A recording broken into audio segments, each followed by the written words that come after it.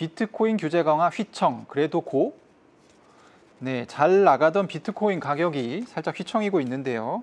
이게 쉬어가는 흐름일지 아니면 그동안 많은 분들이 우려하셨던 본격적인 조정일지 한번 전망해 보도록 하겠습니다.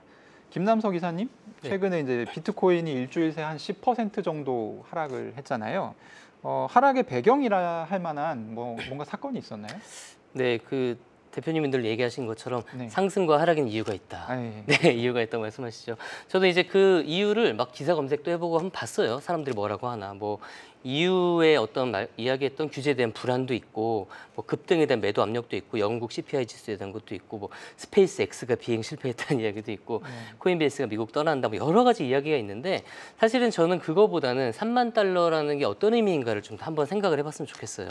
저희가 지난주에 3만 달러를 넘어서 박수를 쳤죠. 그렇죠. 근데 3만 달러는 이제 테라 사태 이후에 연쇄 파산이 일어나기 전 6월 달 이전의 가격대입니다. 그래서 3만 달러를 넘었다는 건 후유증에서 해소가 되었다라는 의미고, 실제로 올해 계속 상승세를 타면서 3만 달러를 넘지 못하는 그 저항이 되게 많았잖아요. 그래서 3만 달러는 사실 무거운 압박이라는 거, 그걸 넘었다는 거 일단은 저는 큰 의미가 있다고 생각을 하고요. 지금 지표를 보면 사실 이제 지속적인 청산들이 좀 이루어지고 있어요. 그리고 뭐 만약에 거시경제랑 묶어서 본다면은 공포지수 높아지고 경기 침체도 되면은 뭐 떨어지는 거 아니야 생각할 수 있지만, 저는 이 시기에서 단순히 오를 거냐 내릴 거냐보다는 비트코인의 가치에 조금 더 주목을 했으면 좋겠습니다. 그렇다면 비트코인의 가치, 비트코인 정점 가격이 얼마냐? 뭐 너무 많은 등락이 있었기 때문에 저희는 잘 모르지만 그 디지털 금이라고 하잖아요. 네. 비트코인을. 금을 보면은 어느 정도 책정이 돼 있잖아요. 그 그렇죠. 가치가 네. 뭐 수많은 시간들을 거쳐서. 그러면은 이제 지금 비트코인을 보면 뭐 해시레이트도 역대 최고를 기록하고 있고 지갑의 개수도 최고를 기록하고 있고, 그 말은 어떤 그 장기적으로 상용화가 이제 좀 이루어지고 있고, 그러다 보면은 저는 장기적으로 올라갈 수밖에 없다라고 생각을 합니다. 네. 비트코인이 사실 역대에 굉장히 많이 떨어지기도 하고 그리고 오르기도 했는데 우리는 이제 거기에 좀 쉽게 휘말리기보다는 그 펀더멘털이라고 하죠. 맞습니다. 보통은 그걸 봐야 된다라는 건데 뭐 지갑 숫자라든지 아니면 보유자 수라든지 이런 것들이 계속 확대되고 있기 때문에 섣불리 좀 불안해하기보다는 맞습니다. 오히려 그러니까 아까 뭐 비트코인 숨고르기냐 네. 아니면 본격적인 조정이냐 제가 이제 질문을 드렸었는데 숨고르기에 가깝다라는 입장이시네요. 이게 이제 위험 자산과 안전 자산의 사이를 왔다 갔다 하면서 숨고르기라고 생각을 하고요. 그리고 본격적인 상승세는 아직 시작도 안 했다. 예, 저는 그렇게 생각을 합니다. 아, 네. 교수님께서는 이번 하락에 대해서 좀 어떻게 생각을 가지고 계시나요?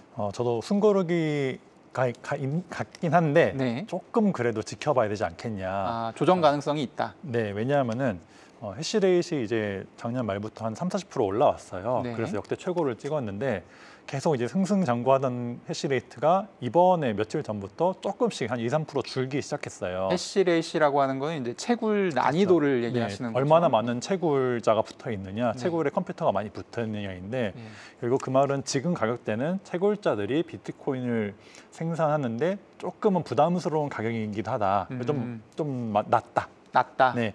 그래서 지금보다 좀 올라간 아까 말한 뭐 3만 달러 정도의 가격대면은 아주 그냥 부드럽게 해시랑 가격이랑 주거니 받거니 하면서 상승을 할 수 있을 것 같은데 지금은 이제 여기서 혹시나 좀 더 무슨 일이 생겨가지고 낮아지면은 연쇄적인 충격이 올 수 있는 가격대이고 반면에 이걸 그냥 아무렇지도 않게 다시 위로 올라가면은 또 그냥 그대로 가던 길 갈 수 있는 그런 지점이라고 봅니다. 보통은 이 해시레이트라는 것이 사실 가격이랑 좀 밀접한 연관성이 있다라고들 많이 얘기를 하잖아요. 그래서 해시레이트이 올라가면 가격이 올라갈 가능성이 높다. 약간 이런 식으로 받아들이기도 하고, 교수님 말씀을 좀 종합해 보자면 이 비트코인을 생산하는 채굴자들이 생각하기에 지금 매력적인 가격은 아닌 것 같다. 매력이 조금 떨어졌다. 네, 얼마 전까지는 가격? 굉장히 매력적인 가격이었는데 조금은 떨어졌다. 그럼 좀 지켜봐야 되는 거네요. 그래도 조심을 해야 되지 않냐라는 게 제 입장이죠. 뭐 지금 비트코인이 10% 떨어져서 이제 많은 분들이 굉장히 좀 여기에 관심 많이 가지시겠지만 내년도에 또 빅 이벤트가 하나 있습니다. 다름 아닌 비트코인 반감기인데요. 아마도 2024년 4월에서 5월 사이에 반감기가 오지 않을까.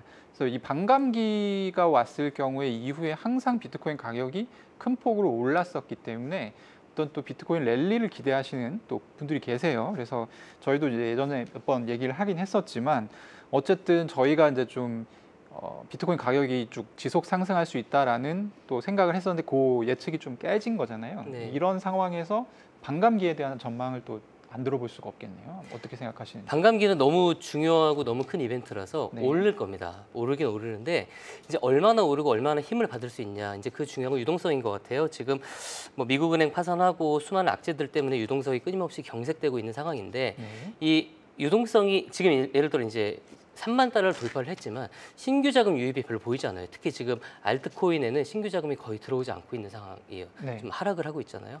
그래서 뭐 6월 달에 홍콩 시장을 통해서 뭐 중국의 그림이라든지 여러 가지 뭐 ETF라든지 다양한 그림들이 열리면서 유동성이 얼마나 확보된 상태에서 반감기를 맞이하냐.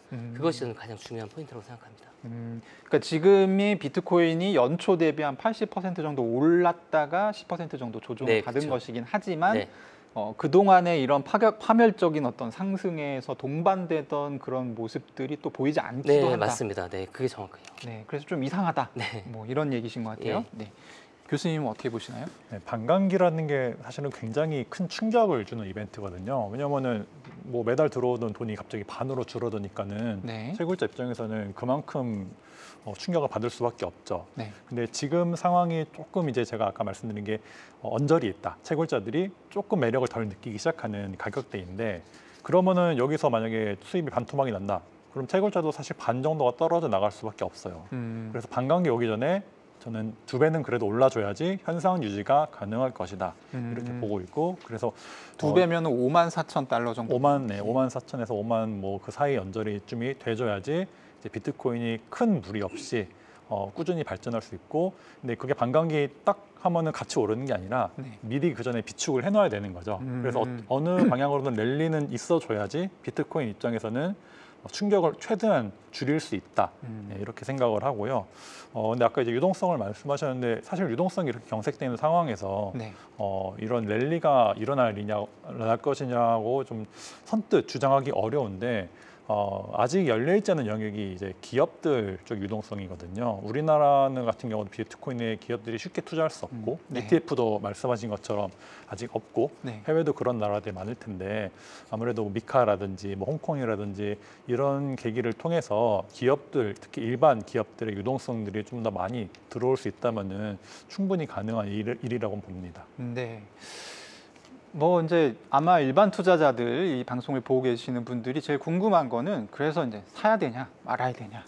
투자는 이 개인의 선택이기 때문에 저희가 뭐라고 얘기 드릴 수는 없지만 사실 이제 두 분한테 저도 궁금한 게 어쨌든 10% 떨어졌잖아요. 네. 그럼 지금 이제 어떤 액션을 해야 되는가? 내가 투자를 하고 있을 때 이런 부분은 좀 궁금합니다. 네. 이사님 먼저 뭐 짧게 좀 말씀. 오늘 사서 내일 파는 거다 이러면 모르겠지만 네. 장기적으로 본다면 비트코인 가치가 재평가되고 있는 상황이라고 생각하고요.